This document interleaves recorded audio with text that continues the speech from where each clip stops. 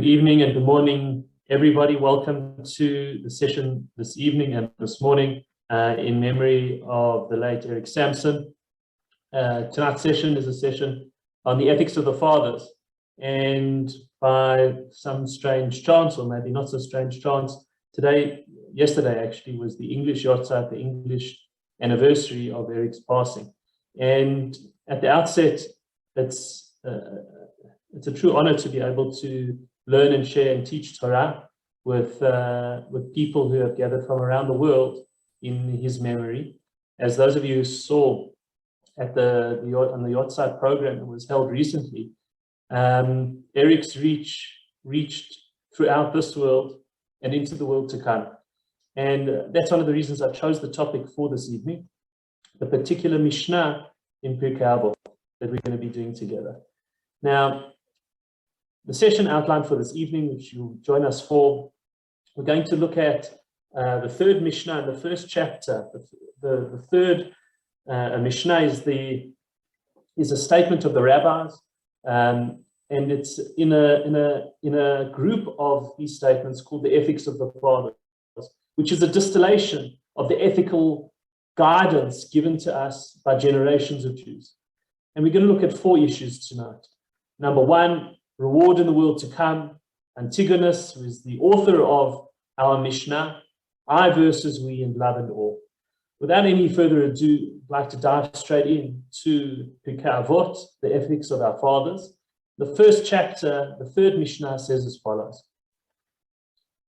Antigonus, a man of Sochor, received the oral tradition from Shimon the righteous. We're talking about at a time period approximately 300 before the Common Era. So it's 2,322 years ago, somewhere around there. This is when this is taking place.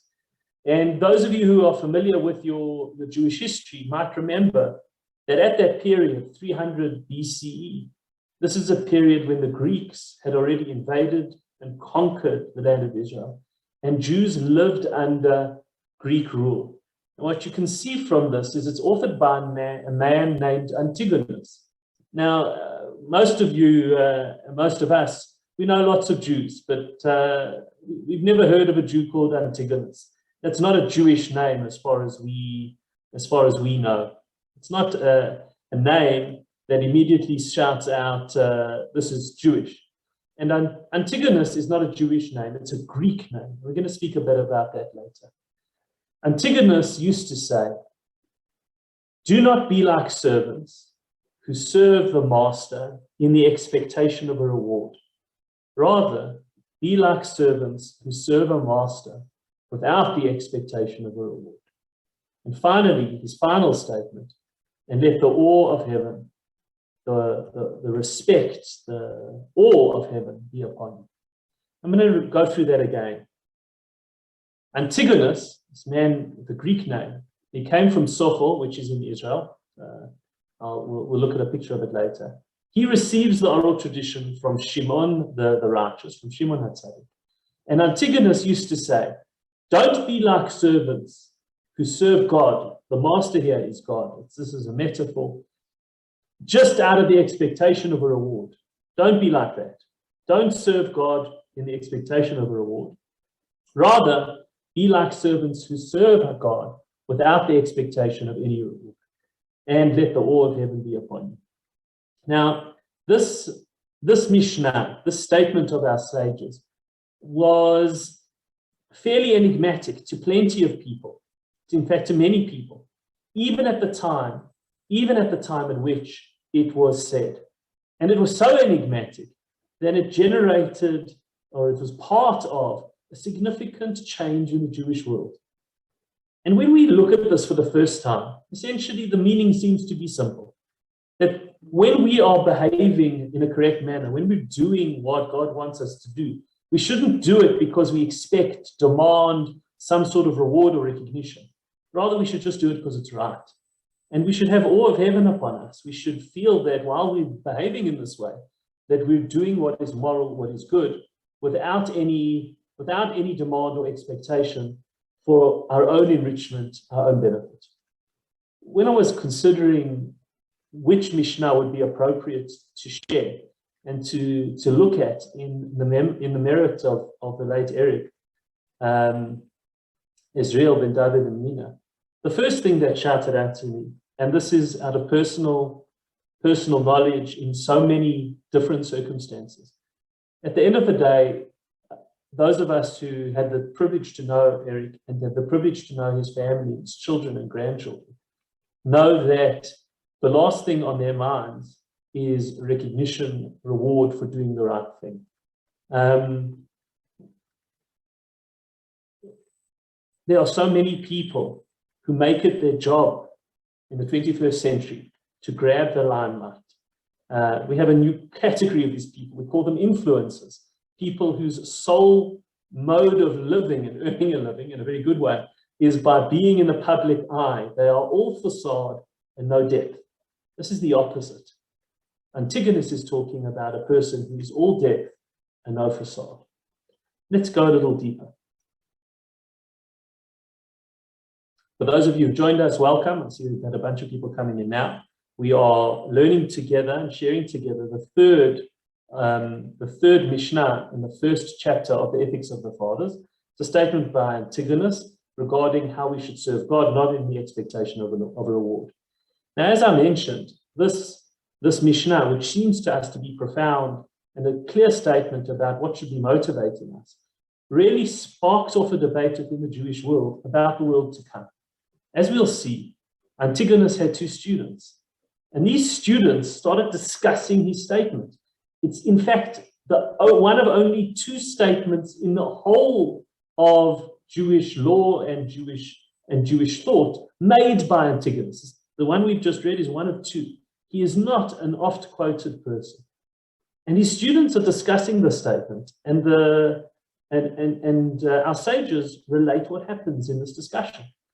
So he had these two students, and they're discussing his words, and they questioned what they'd learned from him. They said, but why would our fathers, Antigonus, say such a thing, that we should not expect reward for serving God? Is it possible that a worker should labor all day and not receive his compensation in the evening? Surely that means there is no reward for us in the world to come. So his two students understood mistakenly from his words that in fact he was saying that Jews do not believe in a world to come. That in fact a person can labor the whole of his life or her life and get to the end of that life, pass away, and then there is no world to come. There is no reward in the world to come. And they reject this. They say, how's that possible? How could it be that there's no reward for one who labors all day? Is that what Judaism really teaches? And therefore, they decided to separate from the way of the Torah. And two factions emerged from there. This is essentially the first time that we see significant divisions in the Jewish people. We're talking about the year 300 BCE under the Greeks. And you can see that somehow the Greek influence has impacted the Jews. And they start splitting into groups. First, these two students split away, and then they split from each other. And within a couple of hundred years, there are tons of divisions. Splits on splits on splits on splits. All sorts of splits. And what do these people do? They make a point of using gold and silver things to splurge in the public eye. And our sages say not because they were so enamored of gold and silver, but because they said the Jews have a tradition that they will deny themselves in this world, but in the next world where they think they're not going to have anything. And that's ridiculous. How can you toil and suffer in this world and think there's nothing in the next world? You may as well eat, drink, and be merry, for tomorrow you die and there's nothing else. This is where the Jews landed up. And another one of the reasons that I felt that this Mishnah was so appropriate, even though it discusses really a tremendously sad event in the history of the Jewish people, which is the splitting of the Jewish people for the first time into factions. The reason that I felt it was appropriate is this was one of the core drivers of Eric's life, the opposite of this, to prevent factionalism, to unify people, to unify parts of the Jewish people, and to ensure that people worked together, people learned together, people shared from all around the world. tonight is evidence of exactly that type of mindset. People joining together across. The fact that all of these projects have been run under an umbrella is testimony to that. The one project that we initiated in Eric's memory was the learning of the whole Torah, both the written Torah, the Bible, and all of our sages saying, the Talmud, and to get all different organizations to come together to join, because this was a major part of his vision of bringing Jews together. Now, our Mishnah has discussed the fact that the very first splits in the Jewish people occurred at the time of the Greeks, when they started questioning whether they had a personal place in the world to come. And in many ways, the reason that this split happened at this time was because of the shift that the Greeks brought into the Jewish people, a shift from a Jewish way of thinking of life into a very Greek one. What was that shift? It was an extreme individualism. Extreme. The Greeks believed that the only truth accessible was to a lone individual, a genius, whose mind could somehow grasp the whole universe. And in that grasping of the truth of the universe, then that person's mind could somehow connect to God. And that was the only type of afterlife that there was. It was an extremely elitist view, and it was an extremely aloof, alone, secluded view, the view of a person alone on the top of a mountain. And that one elite individual, the cream of all of humankind, could possibly connect to God. And that is the exact opposite of the Jewish view. That is why at this time, when the Greek philosophies and outlooks began to dominate, for the first time in Jewish history, Jews started asking, but what's in it for me? What will I get out of this? Will I get reward in the world to come? What's my part? Prior to this, Jews had never thought about life in individualistic terms. It was always in a collective term. And this particular issue, do I get my own share of the world to come? What will I get out of it? This is what drove Jews apart. Not the particular issue of the world to come, which Jews believed and have always believed, but the question of whether I would get my own bit individually, separate, because I'm such an individual. It often happens in history that we go through events and periods, and we think that we are the first in history to go through these things. It's not true. History is cyclical and repeats itself. And we have been through a similar cycle to the one we're going through at the moment. We're currently living through a time of tremendous individualism, a time when the iPad and the iPod and the everything dominates. Rabbi Sachs comments that 20, 30, 40, 50 years ago, the way that we shared music was by listening to the radio. And even if you didn't like the particular song on, you had to listen to everyone's songs to hear your own. Similarly, he points out that Shabbat is a time when we have a shared space and a shared time. One goes out to a park, shares the space, and Shabbat is a shared time. A shul is a shared space where you're almost guaranteed of being under the same roof as someone that irritates you. But that is a collective approach to life, where the individual still has an honored, dignified individuality, but not at the cost of the ties that bind us together. This is why, at this juncture in history, Jews started asking, I know that there's a world to come, but do I get my own bit of it? What do I get out of it? This shift to the individual preoccupation with reward. And when we look at this even more deeply, we'll see the way that the Torah encourages us, which is a very, I suppose one could say, modern way of doing it. But as we said, the wisdom of the Torah has been through these periods before. And one of the Kabbalists, the deep Kabbalists from Tzfat, Rabbi Moshe Cordovero, wrote a beautiful, beautiful work called Talmud Torah. And he describes this. He describes the reality of how Jews look at the world. He says that from a Jewish frame, there is a balance between the value of each individual and the collective. How does that work? He says all of Israel, we're blood relatives with one another. We're family. That's the way, the metaphor he uses, family. Because our souls overlap each other. Every Jew has a part of every other in his soul. And it's for this reason that we often say every Jew, all of Israel, are responsible for one another. Because literally, in each one of our soul is a bit of a fellow Jew's soul. By the way, he's going to say this applies to all human beings, not just Jews.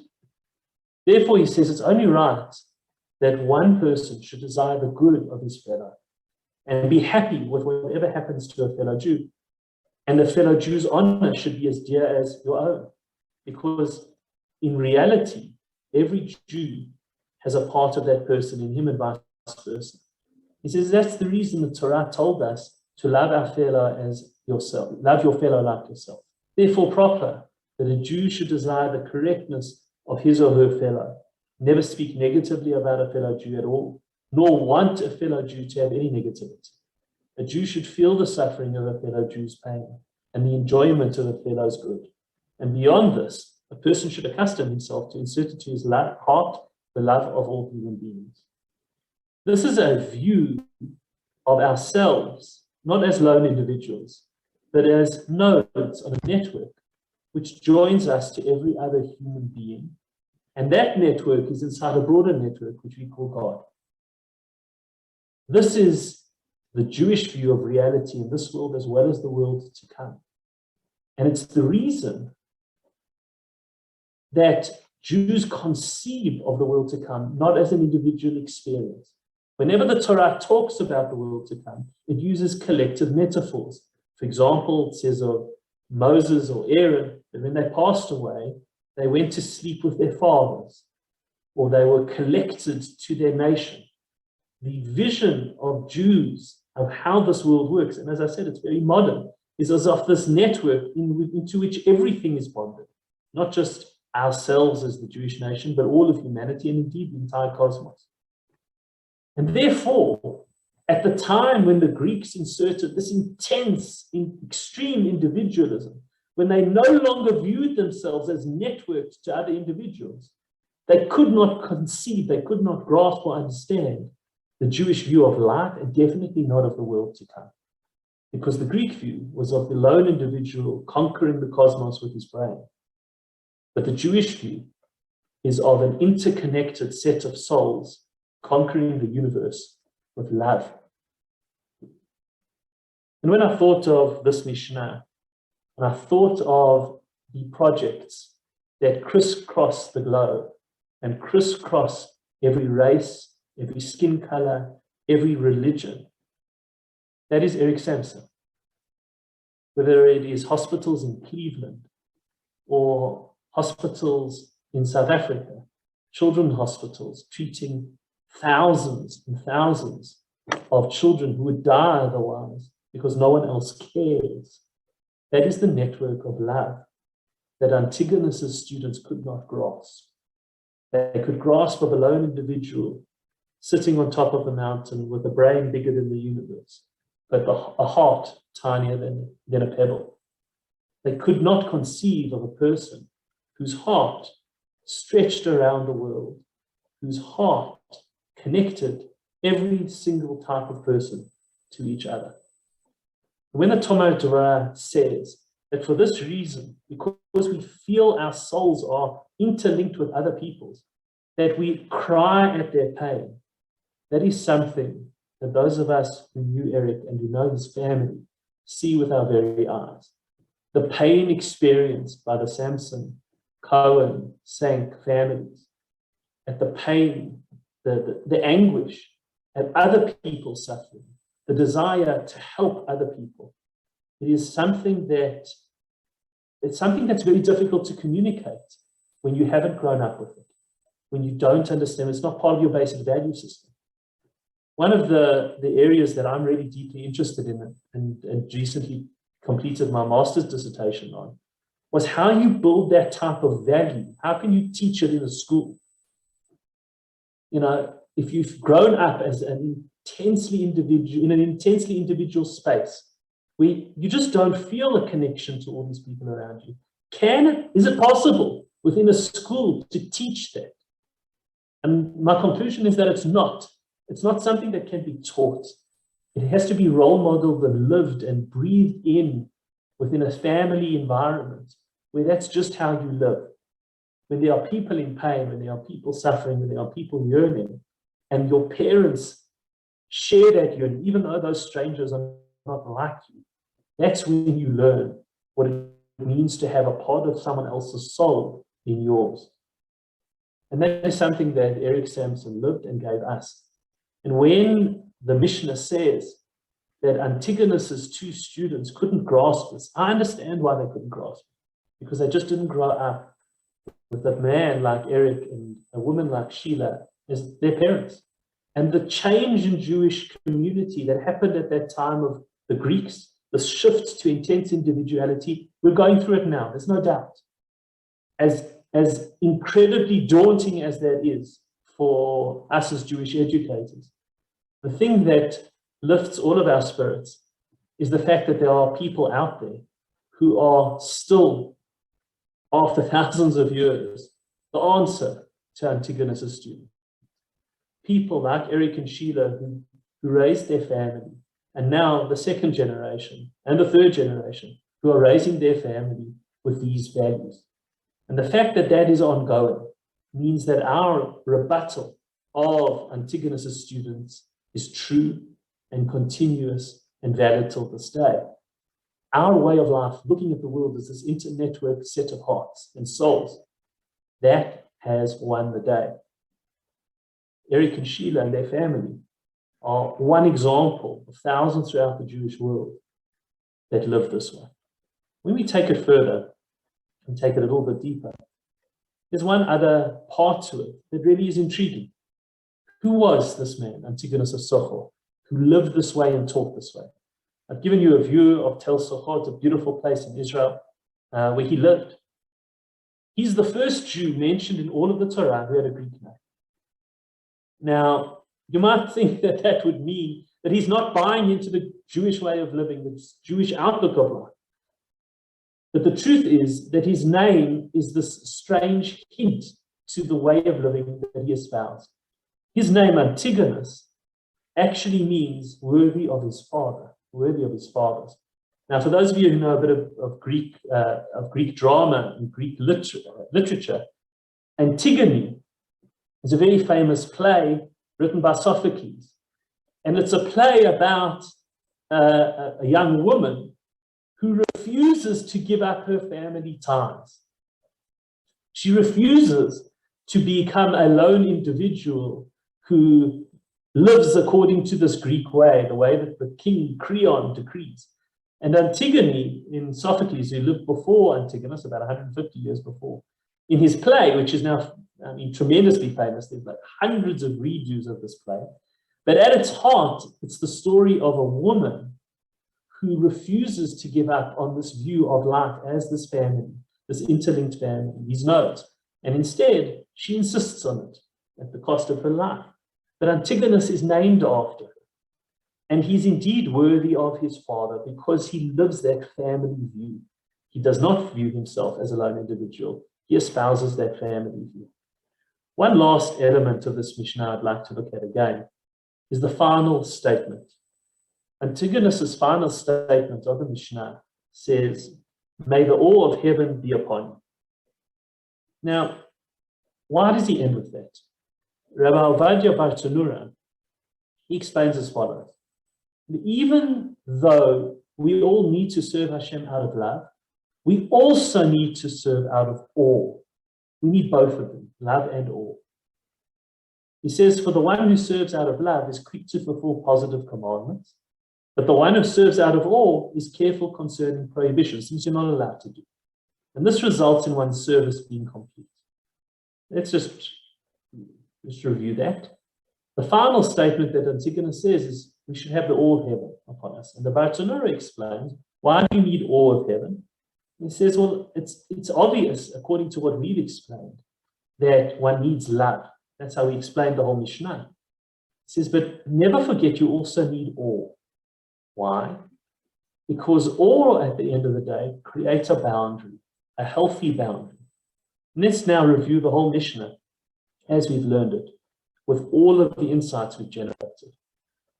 Antigonus was a man of Sochor. The name Antigonus is Greek, and he's the first Greek named Jew in the entirety of Jewish thought.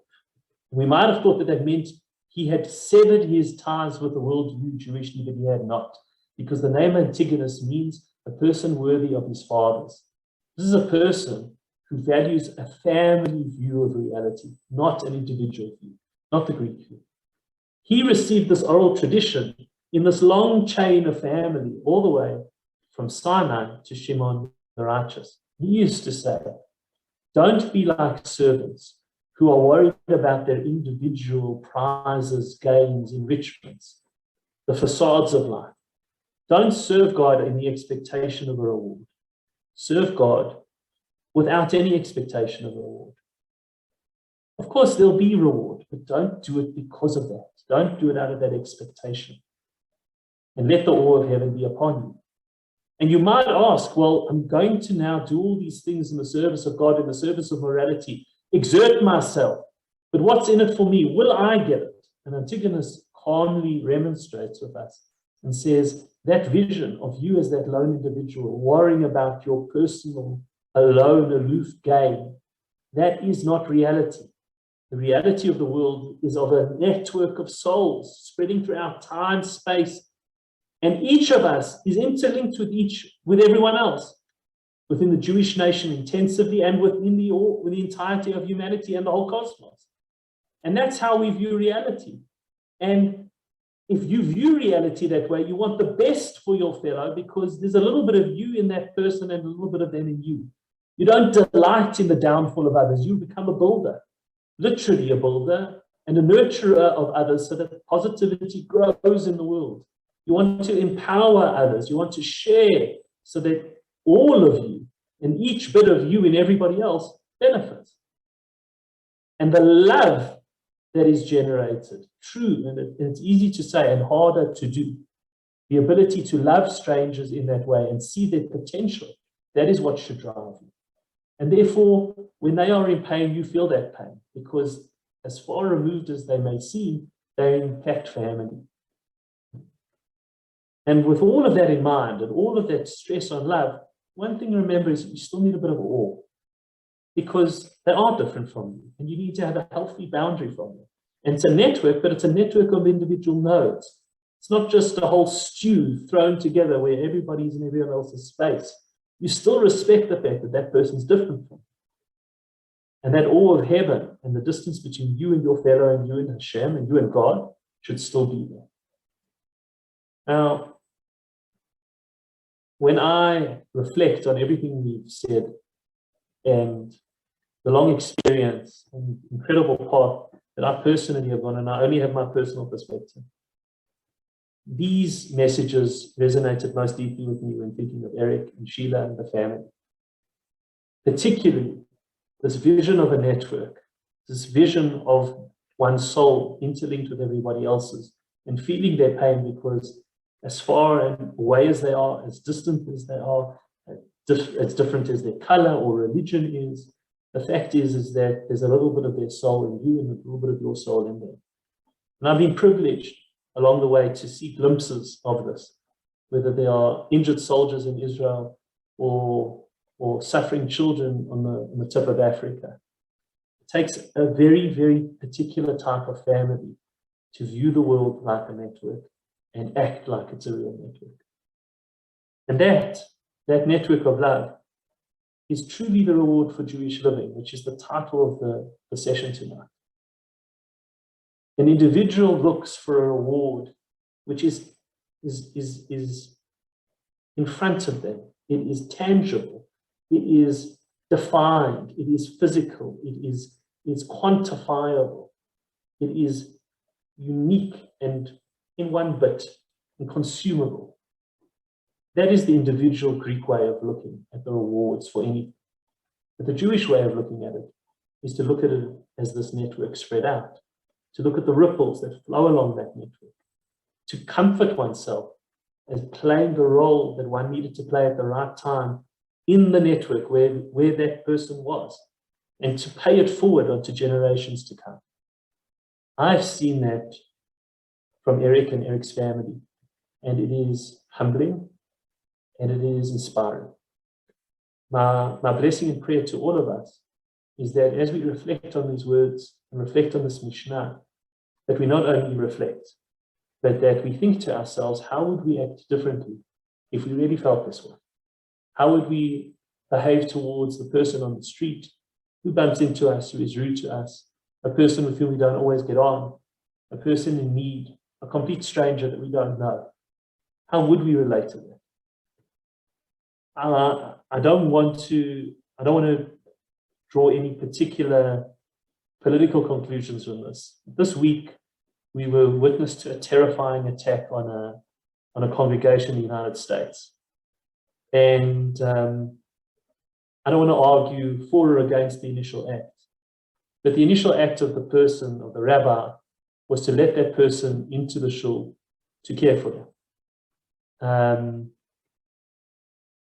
It's the most terrifying thing to think of, that this type of kindness, this network act of kindness, could possibly have opened the door to so much hate. But to some extent, deep in my heart, I have to believe that the reason that no one in that shul was harmed, at least partially, is because it started with an act of love and an act of recognizing that as different as this person was, that there was that shared linkage, that love. And I thought about it a lot this week. And I thought a lot about the merit that is generated from being part of that, being part of an outlook that doesn't view and value every other person as a lowly individual, that values them as part of you.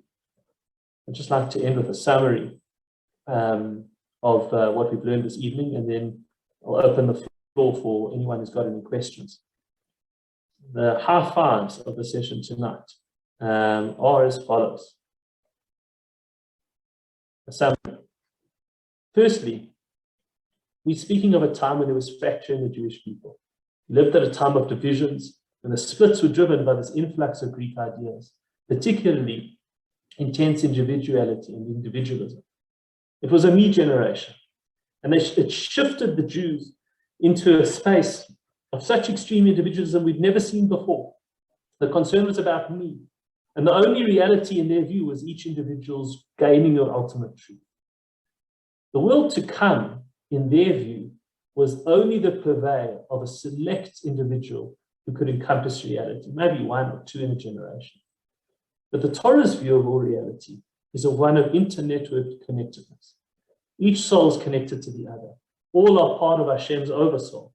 Some aloof individual who cuts him or herself off from everybody can never relate to this concept, and definitely not relate to the world to come, which is why Antigonus's students battled with it so much. Antigonus, ironically, was an externally Greek name, but it hinted at this inner reality, the reality of viewing the world as a family, one who continues and is worthy of his or her fathers. This is the healthy relationship one has with a parent. The Jewish people in Hashem, there's both love and awe. There's intimacy, but there's also boundaries. I think that all of the learning of the Mishnah that going on at the moment in Eric's memory and in the merit of the family, I hope not only are part of learning, but also part of action, because that's what he would have wanted. I think that the most cogent comment he would have, the wry smile that he's now shining down upon us all from the world to come, is looking at it from his perspective of this network and asking us whether we will emulate that. And the emulation does not have to be on his level. Each one of us has to implement where we are. Our implementation needs to be relative to where we are and what we can do. But each one of us has some way to implement this. Each one of us can. Each one of us deeply has to believe this, and I'm talking to myself as well. I'm not preaching to the unconverted as if I'm from an ivory tower. I truly felt that, and I truly do feel that. And those who joined the session, which highlighted his reach, how many individuals can ever have that in 10 lifetimes? But where I am, I have to think to myself, I can and I need to implement this. and I can. I thank you all for joining. Please God, all of our learning should be a merit for him and for his families, and for the children and grandchildren, and for all of our Israel. Are there any questions? You can, if you wish, you can unmute. You can put on the chat. I hope I've been clear. If I haven't, please clarify my lack of clarity. This is Isabel. Hi, Isabel. So I was raised to believe that there is no world to come, and that the purpose of being on earth was to do good and make it a better place. Great. What's your question? So, I mean, is that different from the version that you're discussing? I think that the Jewish view is that, and this is a profound view, that there is no significant qualitative difference between the truth of the existence that we lead in this world and the world to come. The Jewish people have always made it their mission to perfect and better this world. We are very this worldly focused. You'll find very, very sporadic references to the world to come, unlike other religions, because we are focused on partnering with God in this world. We view this world as the place where we get to exercise our freedom of choice, and that's a partnership with God to perfect this world, and to make this world reflect the reality of goodness, which is the essence of God.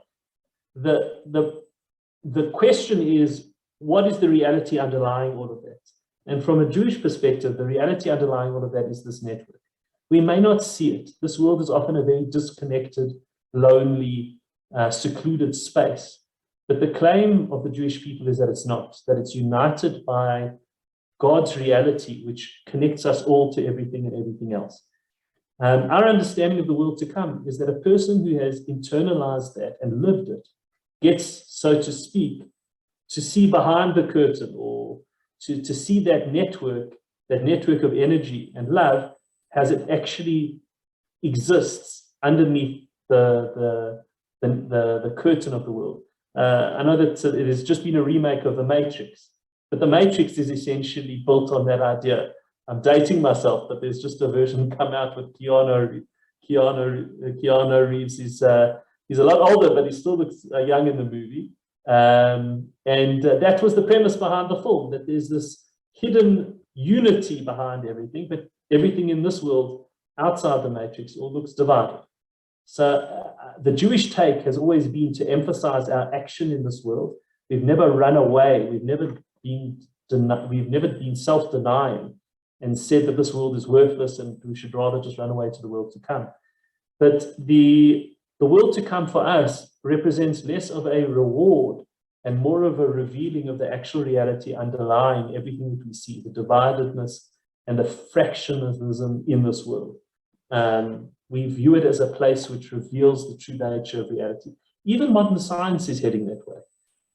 Instead of viewing all of reality as separate little bits, we believe, and Einstein believed, that there was one theory that underlay everything. He made it his life goal to reach it. He never did. He called it the theory of everything.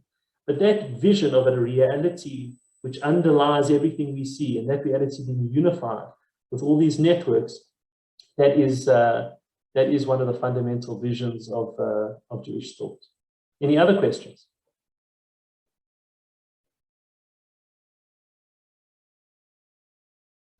Okay.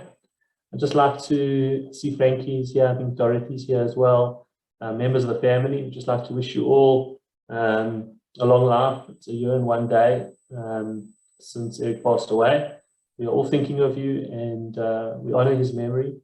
And please God, we ask for him to be an aid and a better on high, and to inspire us all with his vision. I wish everyone for tomorrow Shabbat Shalom. Please God, a beautiful week, and we should all, please God, be able to internalize this vision of love, and that Eric so held dear. Thank you.